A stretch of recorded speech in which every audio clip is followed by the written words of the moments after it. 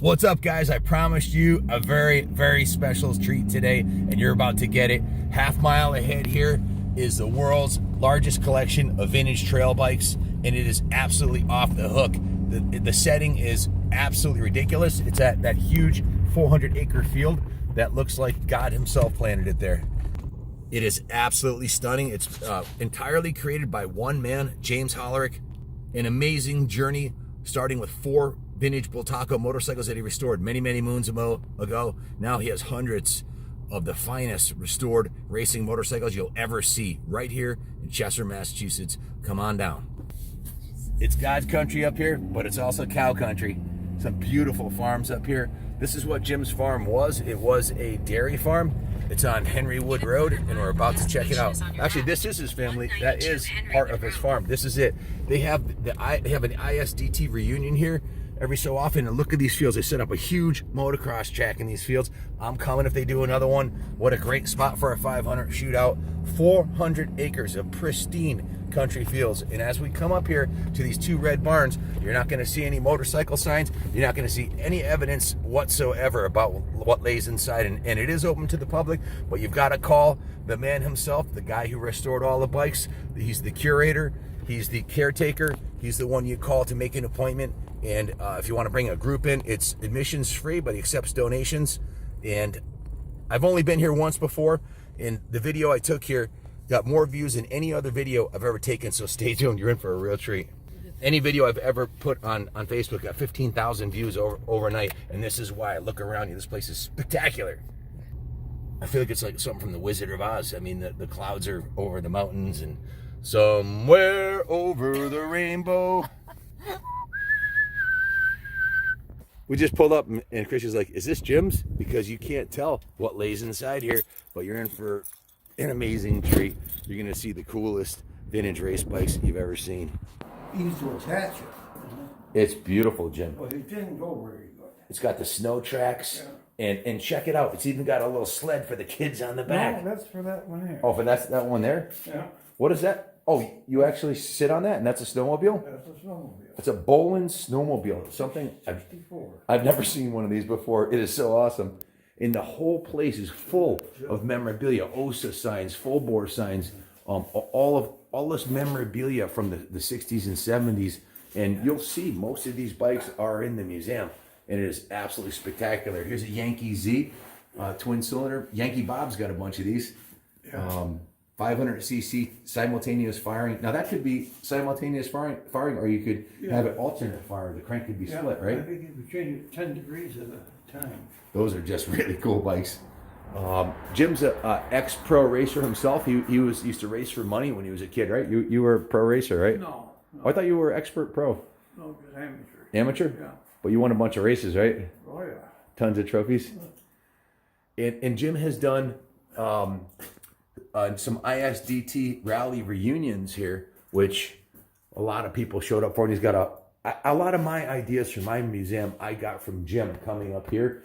And what he's created inside, you'll see the Hall of Fame he has in there. I kind of borrowed that idea and did the same thing at our place. So where everybody who's won a championship gets to sign it. So nice jacket, Christy. Yeah. Where'd you get that, babe? Ooh, Santa bought me that. Santa bought it? Yeah. Harry Santa? Harry Santa. Oh yeah. So come on inside. We'll show you what Jim's got here. So in here is rows and rows of beautiful OSA motorcycles, and the coolest thing about it is you'd never expect this going from outside. This is Jim's. This is one of the Wall of Fames, and a lot of guys like legends in the sport have signed this wall here. You might recognize. Who are some of the significant guys that signed this? Oh. Dave Roper. Dave Roper? The only American to win the Isle of Man. Wow. Bill Blythe's going to like hearing that one. Yeah, he's on there someplace. Billy Blythe signed it too? Yeah. Yeah, our own Isle of Man expert. Look at this Yankee jerseys. That's something you'll never see another one of those anywhere, I don't think, will you? I mean, in rows and rows of OSA and Can-Am gas tanks and beautiful signs. And what model is this one here, Jim? That's the 6-day. That's a 6-day. What up? Yeah. 73. And you polished all the aluminum on it like that? Oh yeah, took some rims all apart. That's a lot of work. How many hours does it take to polish a rim like that? Well, it depends how bad they are, you know. There's a trail bike says usually you're not in too good a shape. Yeah, they're beat up and you got to sand them down and Oh, buff yeah. them. Wow. Then I've seen that when I first bought the buffer, it says, you know, buff it with, you know, you do this and do that, you know, but gee, them scratches, boy, I buffed and buffed for days, and then I found out you gotta sand them or grind them out, and then buff it, you know, just like if you were gonna paint it, you know. so you got to take all the imperfections off, and then Yeah. before you put the final finish on, it's got to be nice, right? I tried to buff it right from the start. Yeah. Well, you know, are you self-taught on the restorations, or did someone teach you how to No, restore bikes, or how did you figure out how to do this? Made a lot of mistakes. Yeah, I made a lot of mistakes. That's how you learn. So you learn the old-fashioned way, self-taught, and the hard way, right? Yeah. And you never forget the lessons that you learned the hard way. Oh, This second bike here, this is a street legal OSA. Now, this is something that's an early one. Yeah, that's a 160. I doubt you'll ever see one of these anywhere. I think it's a 160. Just beautiful, Yeah. stunning piece. And then this OSA here, this has Jim taught me a little bit about these in my last couple of visits. Jim comes down to the museum all the time. If you recognize the name Hollerick, Heidi Hollerick, she runs our museum on the weekends down in Connecticut. She was going to come up with us, but she's busy this weekend. This is Bolger suspension. Tell us a little bit about that unique suspension, Jim. Yeah, Joe Bolger and Ware Mass designed that, and it works. It's because it's progressive linkage like they use on all the bikes now. Yep. But he had 2 shocks on his, one on each side. So it's very similar to a modern monoshock, but he used Yeah. twin. Are those Yeah. Marzakis or are those? Yeah, they're Marzaki shocks. They're beautiful. I thought they were Works Performance at first glance, but they're beautiful. I love the colors. Like I say, the Japanese, they made it simple, only 1 shock. Yep. So, Less money too. One shot really costs got less. lefts and rights and it's complicated. How many of those do you think exist in the world? The Bolger suspension I don't OSAs? know. Not that many, I would No. bet. I only got 6.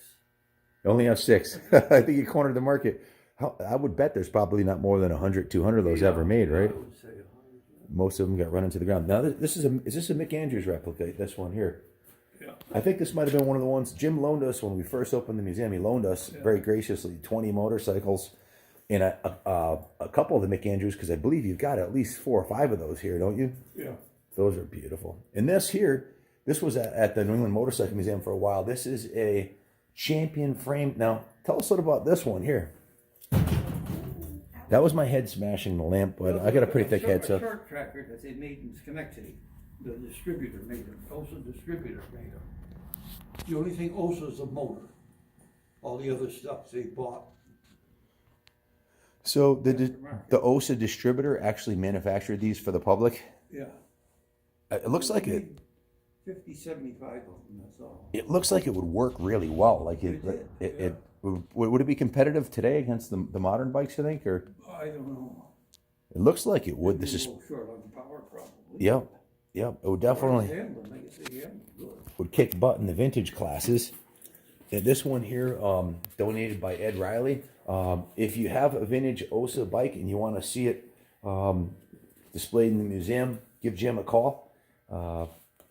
Just look up the Trail Bike Museum in Cheshire, Mass. And a lot of these bikes, or some of these, at least this one was donated. Same thing at our museum. People donate bikes. And this one I made the cover of the magazine. Wow. It's, The cover of the Vintage Motorcycle and Dirt Bike. it's an Australian magazine. You know you're doing something right when you're on the cover of an Australian magazine. Yeah, it goes all over the world. Wow.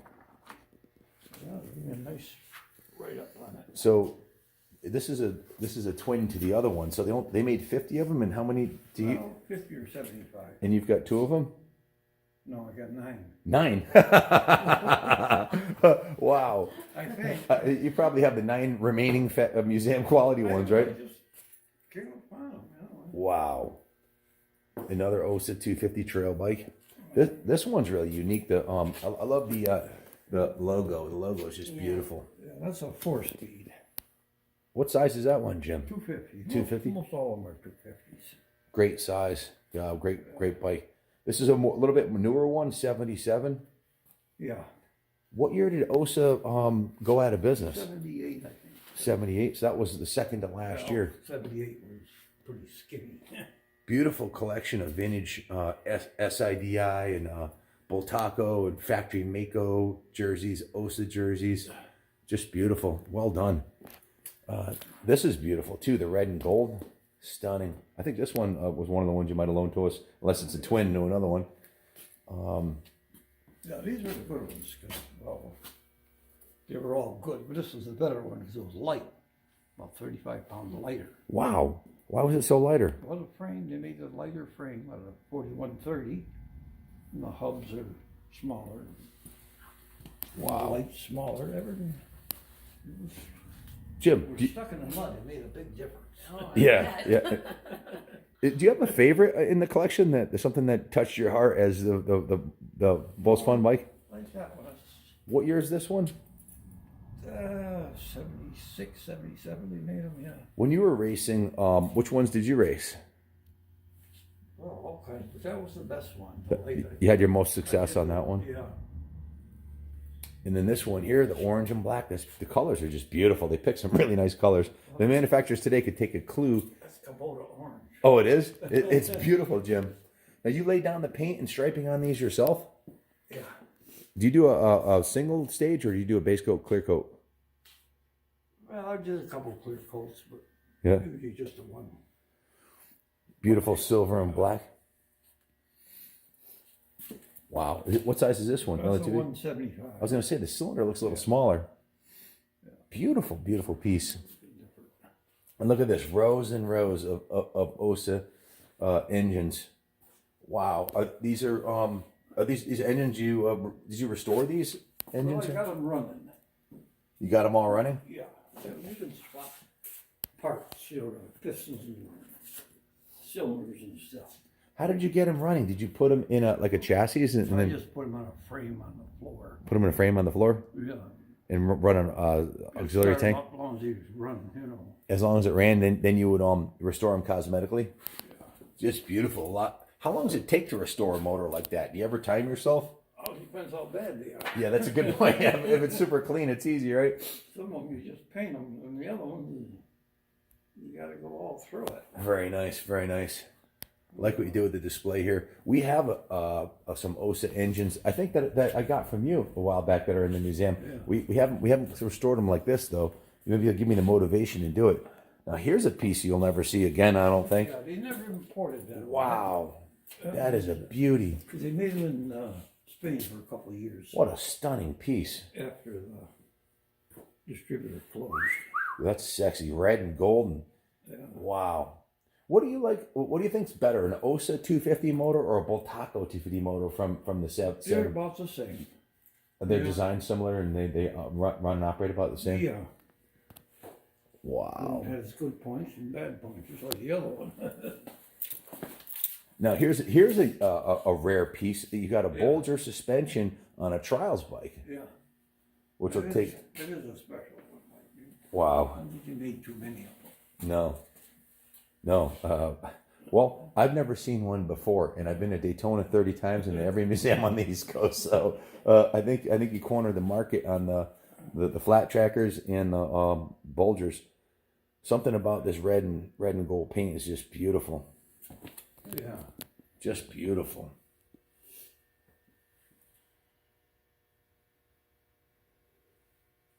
This was at the Shelburne Museum exhibition. Yeah, I had a dozen, 10 of them up there for a while. I didn't give you a plaque like this for loaning them to me. Now I feel like a dirtbag. I gotta do a plaque for you. Yeah, I gotta do something. Yeah. Wow. Jeez. And you've got, are these all four the same model here, Jim? Yeah. Am I seeing double or is there 4 rows of beauties right here? Okay, this is from my friend Ken out of New Jersey, a collector who wanted to see a Yankee motor. Remember I called you last week and I said I had a friend who was looking for one? Yeah. And I told him about your racing motor. Is that the big head? That's a flat tracker. The flat tracker. That looks so cool. Dick Man said he made 2 of them. Wow. Tell me what exactly, to the uninitiated, I know what it is, but explain to the uninitiated what you're looking at here, because this is really a cool piece. Also, it's a Yankee frame, but they put a different steering head on it for smaller shocks. For flat track. Yeah, and the motor's got motocross cylinders on it. Most of our viewers out there watching this don't know what a Yankee is. What is a Yankee motorcycle? It's made in Schenectady, New York by the also distributor, John Taylor. Okay. And what did John do here? Because this looks an awful like a single OSA 250. The top end is. So you got twin 250s mated together. Just the cylinders. The cylinders. The bottom's different. The bottom's a total different bottom end. The crank obviously would be different. It's a And, two-piece. and we talked earlier when I saw the flyer out there about there being either a single firing or Yeah. a alternating firing crank pin. Shifting brakes on the same side. Jim, how did you set this one up? Was this a single fire or is this a dual fire? Don't know. Have you I bought the bike, it was just in pieces. and you put it all together? And the motor was all together. It is And it looked just great, so I just left it. it's beautiful. I never started it because you got to push it to start. I can only imagine what do these sound like with a set of headers on? Good, yeah. They sound good? They fill the jungle with sound? Yeah. Wow. This, I think of all the bikes in the collection here, this one made it like when I left the last time, like 6 months later, I look back in the Yankee, the twin head 250, because I'm a big two-stroke buff, and I love 500s, this one left a real impression on me. So, let's quick knock off sprocket stuff on the back. Is that what that is? Wow. So you qualify, and you made the main event, you can turn the tire around. Wow. You got a fresh side. Wow. That's awesome. So you could actually change the sprocket over to where the disc is on this Yeah, you could turn the wheel around. without and switch. So you'd put the you'd have to switch the sprocket with the disc, right? Yeah. Love the header on it. Now here's a stock Yankee top end, which looks huge, but something about the racing head just looks badass. And maybe Yeah, it's because. these are motocross. And it could be the smaller tank makes the engine look bigger too. That's part of it, right? They're bigger cylinders, but the same displacement. Is it the same frame? A similar frame? They just modified it? Just the steering head's different. Very, very cool. So they made it a steeper steering head for flat track racing, right? I don't know. And this is a completely restored. You won't see, well, I don't think you'll see one this fine anywhere other than here. This is a 72 500Z. Now this is exactly how they came from the factory. Wow. Jimbo's got a distillery here, huh? That's how Grandpa got his start. That's awesome. Wow. The memorabilia is just off the hook here, Jim. The collection is second to none. This is the finest trail bike collection probably in the world. Tom White had a beautiful museum, but I think after he passed away, they liquidated it, so that's gone, I'm pretty sure. Went to other collections, This but is one of the last ones they sold. yeah, you can see the suspension going to. Was it 77? Yeah. What did they improve on this from the earlier versions? And you said you like the earlier one better. Is this too heavy? I had never, they had very few of these, I don't know. So you didn't It's get got a different 5-quart cylinder on it. you didn't race this one, so you wouldn't know, right? Did the earlier ones all have up pipes also? They did. Yeah, this is an up pipe, but the suspension geometry had changed and been modified, correct? Yeah, that's when they were putting the shocks on the slant and stuff. Yep. Very nice. Just beautiful. And then you've got a Suzuki GS250T. That's only a 250. It's big for a 250. It looks like Yeah. it could be a 500. Well, maybe the next year it was. They gave it a born stroke. Now this is the colors on this. The chrome, you just don't see this on new motorcycles. The beautiful polished aluminum fender with the striking black. Closed-in chain. And it's all polished up beautifully. Well done, Jim. Bravo. What a beauty. This is a Matador. Mark III. I've always liked these vintage trail bikes with the aluminum fenders, and this one just, I guess if you closed your eyes and pictured what one could look like, this would be it. Yeah, the aluminum fenders weren't too good in endurance. They get crushed real quick, wouldn't Oh, they? yeah, well, if the wheel breaks off and then the mud comes over the front. And that's where our friend Preston Petty got his start, right? You got to tie your coat on the front so you don't get covered with mud. Beautifully done. I would guess you spent hours and hours and hours polishing aluminum on this one. Oh, yeah. I'm looking at it from the outside looking in, and I would guesstimate you've got at least 50 hours of aluminum polishing just in this one bike. Oh, yeah. It's a lot of work. We just did, have you seen the bike we built for Kenny's 20th birthday, the 1989 CR500? No. Well, Billy Blythe does aluminum polishing. The guy he works with us full time now. He's one of our techs now. And he polished Kenny's head. He spent over 30 hours just on the cylinder head and jug. And then he did the swing arm and the triple clamps. He's got 50 hours into aluminum polishing. And so I know you've got 50 hours in on this one. You can tell that it's a labor of love for sure. And you're definitely not watching. You can't accomplish this kind of work here watching TV and wasting time. This has been Jim's passion and a labor of love his whole life. He never sells his bikes. None of these bikes are for sale. This is Jim's labor of love and preserving. I don't want to sell the price. Yeah. Yeah. Wow, just beautiful. Beautiful, beautiful, beautiful. Now where's this? It's not over yet, folks. This is just one room of many rooms Jim has here. It's difficult to take it all in, and I'm grateful he's allowing me to photograph this, and because you're gonna have to watch this 2 or 3 times to take it all in, or pause it and rewind it.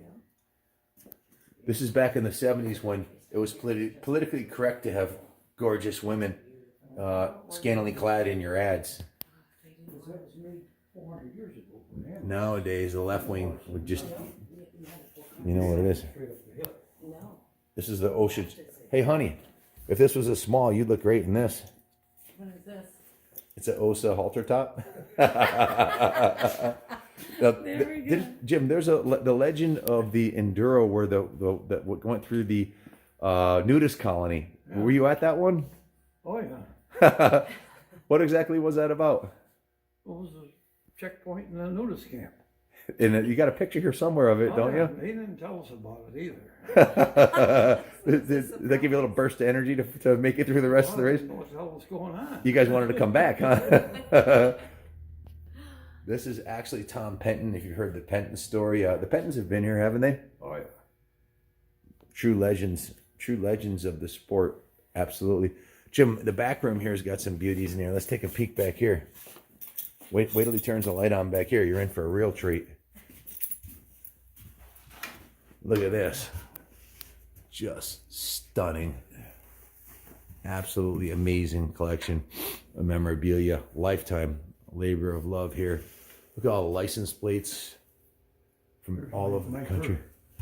First one up there. Which one? 54 or 3. I don't know. The black and white 53. Yeah. That's awesome. No, I bought the bike in 54.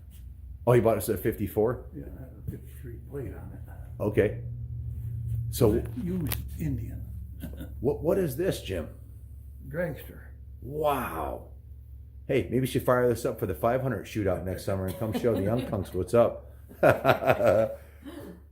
Now, Yeah, I almost didn't get it. It was in the chicken coop covered up with junk. Some guy thought it's a dragster in there, you can take it, So I dug it out and it's the key beautiful. rung off in the flywheel and fixed it. Right? We tore up and down the road with it a few times. It's beautiful. Do you ever find out what he did in the quarter mile with it? Because it was I probably... asked him, I met the guy that made it, and he said, "Oh, we did good." That's all he said. Wow.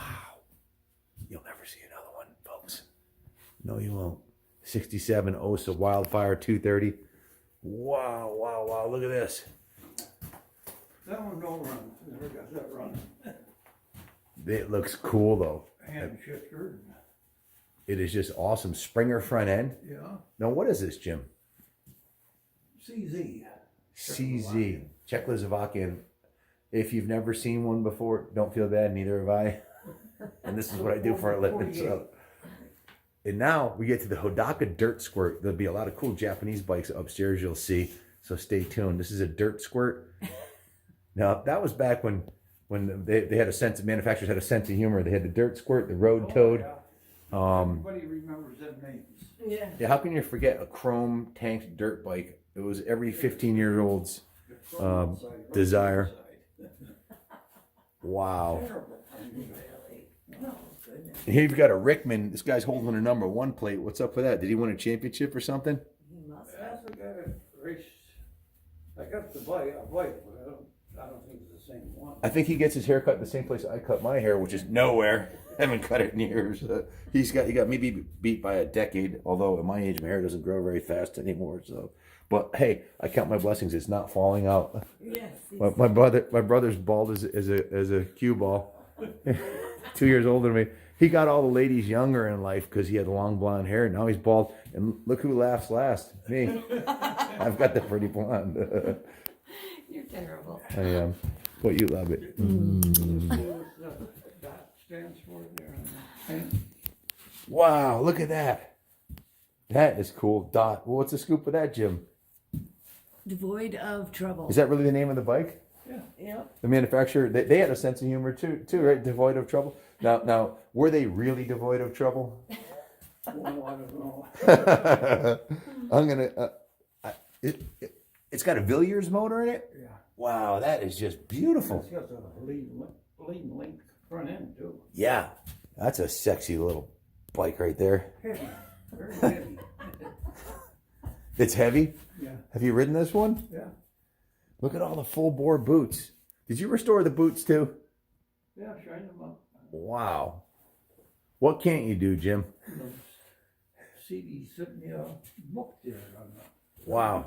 Wow. So he can maintain the farm. He can rebuild the bikes from the frame up. He's the curator, the mechanic.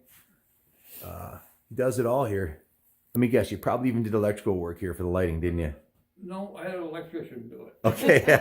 You got to draw the line somewhere, right? I used to do it. This Penton 6 Days this is one of my favorites. It's just something about the green, that dark green color on the 6 Day with I the get chrome fender. the whole Penton family signed That is a beauty.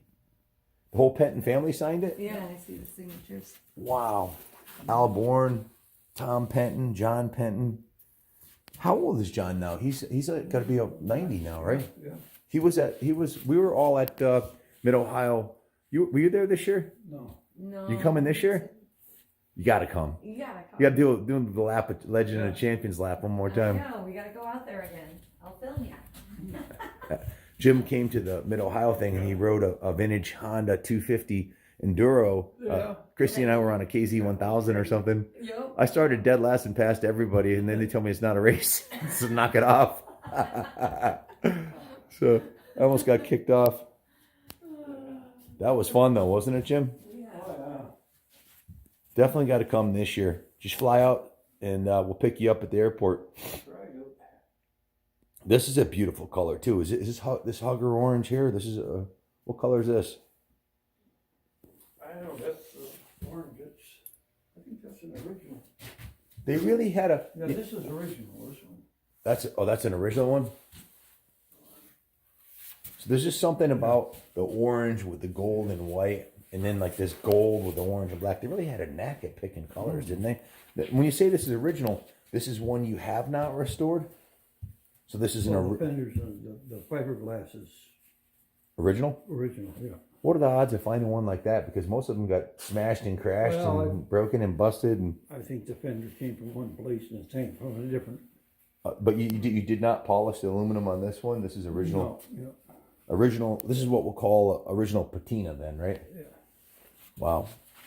Probably one of the nicest 71 Osas on the planet remaining original. Now, your other ones restored are nicest for the fact that they're finally restored, Well, but it's best to leave them if they're in good shape. you just don't find them like that, do you? No. Because guys like you and me rode them into the ground. And you had to resurrect them. Yeah, we run them in the ground and somebody gets a hold of them, the kids get a hold of them. Yeah. This is a cool piece. It's a low front. That's their first trials bike. Wow, what a beauty. So that was the first year of the OSA trials Well, bike? it was the first year, but it was the one before the. Beautifully restored. Beautiful, beautiful. What's this one here? Is that a cafe racer or It's a road racer. We built that, 10 years ago or so. 250? Yeah. The motor looks bigger on that one for some reason. I don't know if the tank's a little smaller or because there's no number plate. The motor looks big. The other guy raced up the load a couple of times. He got a second, but that's. Wow. Cliff Godfrey raced it.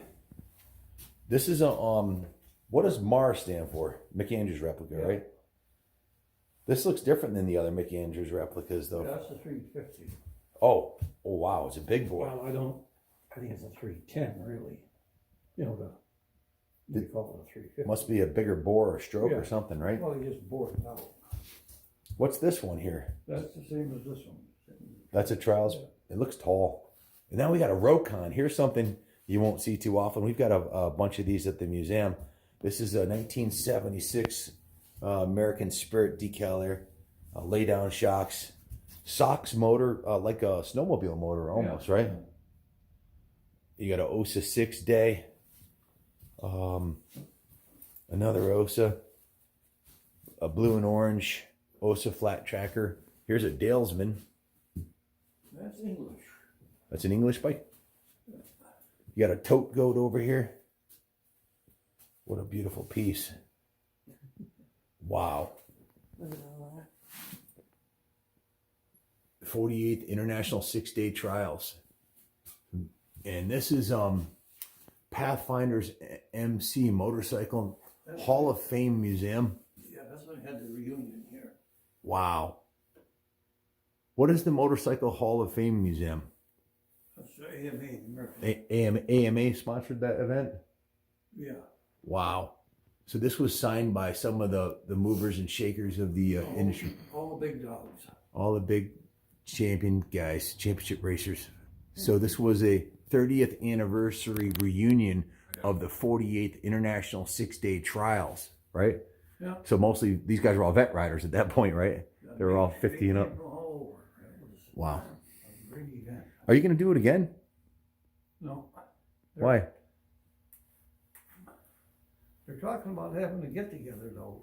If you do, let me know. I'd like to be a part of it for sure. He just mentioned, see that they always had a riding. Yeah, He said, guys are getting old and stuff now. And right. we just have just a get party. Yeah, they just kind of They- get together and talk about. They don't want to stories race and anymore. Yeah. Reminisce. That's why our 500 shootout was just a drag race again across a grass field because we're all too old to do the jumps anymore. We're just gonna have a dinner and a get together. There you They're go. just talking about it, but I Yeah, but it's nice. Yeah. What would it be? How many years would it have been? 30th. The 30th anniversary was what year? 03. 03. Shit, that was 16 years ago. Holy shit! The older we get, the faster it's going. So if that was 16 years ago, it would be the 47th. Yeah. Hey, you got to have a 50th. That'll be coming up in a couple years.